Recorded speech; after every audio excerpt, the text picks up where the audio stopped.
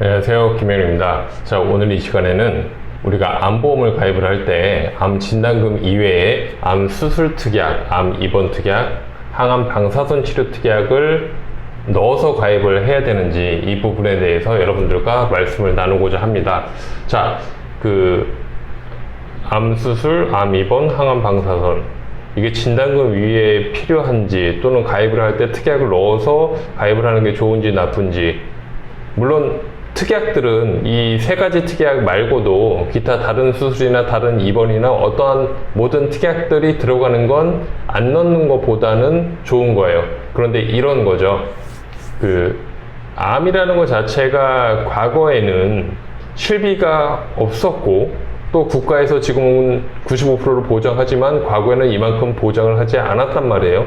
그렇다 보니까 암진단금으로 입원 치료비도 해야 되고 수술비도 해야 되고 간병비도 해야 되고 생활비도 해야 되고 굉장히 많은 것들을 했어요. 그래서 진단금이 굉장히 많이 필요했단 말이에요. 지금보다 더 많이 필요했던 거죠. 그런데 진단금을 많이 넣어서 가입을 하고 싶은데 실제로 진단금이 너무나도 비싸다 보니까 수술, 입원, 방사선 치료 비교적 저렴한 특약 보험료를 추가를 해서 이렇게 수술이나 입원, 방사선 치료를 했을 때 어떤 보험금 지급 사유가 발생을 했을 때 보험금을 수령받는 이런 형식으로 가지고 갔던 거죠.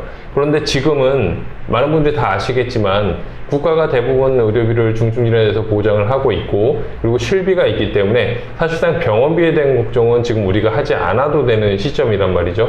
그렇더라고 하면 암진단금은 순수하게 생활비 목적으로 생각을 하시면 되는데 굳이 이런 특약들을 넣어서 보험료를 늘려나갈 필요가 있냐는 거죠. 만약에 암진단금을 3천만 원을 가입을 하고 항암, 수술, 입원, 항암 방사선 치료비 이런 것들을 특약을 넣을 바에는 암진단금을 4천만 원으로 설정하고 나머지 특약을 안 넣는 게 훨씬 더 낫다라는 거죠. 왜냐하면 진단금은 진단만 받으면 주지만 입원, 수술, 치료는 이런 행위를 내가 해야지만 보험금을 지급을 하고 지급 사유가 별도로 규정이 돼 있잖아요. 이런 것들 때문에 진단금을 높게 설정하는 게 낫지 이런 특약들을 넣는 거는 그다지 추천드리고 싶지 않고, 또 다른 이유는 지금 같은 경우에는 과거와 다르게 수술도 하는 분이 계시지만 과거보다 많이 줄어들었고 약물 치료를 많이 한단 말이에요. 그리고 입원도 과거 같은 경우는 한 보름 입원하고 보름 퇴원하고 보름 입원하고 보름 퇴원하고 이런 형식이 많았었거든요. 제 주변 지인들을 봤을 때. 그런데 지금은 항암 치료하기 전에 또는 어떤 검사를 하기 전에 하루 이틀 전에 입원을 하고 검사받고 퇴원을 한단 말이에요.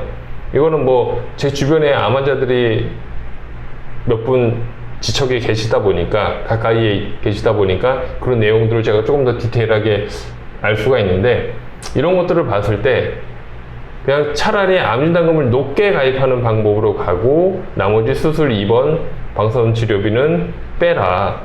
그리고 암진단금 3천만 원은 그대로 가져가고 수술, 입원, 방사선 치료비를 뺀다라고 하면 이만큼 보험료를 절약을 해서 가져가는 방법도 있고, 또 다른 방법은 항암, 수술, 입원 특약을 뺀 보험료만큼 다른 수술, 다른 입원 특약을 추가적으로 설정을 하라는 거죠. 그러면 암 수술, 암 입원, 항암 치료에 대해서는 암에 대한 부분만 해당이 되지만 기타 다른 질병상의 수술비라든지 입원 특약을 설정을 했을 때 암뿐만 아니라 모든 질병에서 질병상에서 혜택을 볼 수 있기 때문에 다양하게 폭넓은 혜택을 볼 수가 있는 거예요. 그래서 무조건적으로 암에 많이 발병한다라고 해서 암에 관련된 걸 모든 걸 다 넣어야 된다 이렇게 하지 마시고 암 진단금 하나로 탄탄하게 준비를 하시고 그만큼 보험료를 줄이거나 또 다른 용도로 활용을 하셔라. 오늘은 이 말씀을 좀 드리고 싶었습니다. 그리고 다음번에는 이제 질병 수술비, 상해 수술비 또는 입원비 이런 특약들을 가지고 설계를 할 때 어떻게 설계를 하는 게 조금 더 합리적이고 효과적인 설계 방법인지에 대한 부분을 가지고 다시 한번 말씀을 나누도록 하겠습니다. 감사합니다.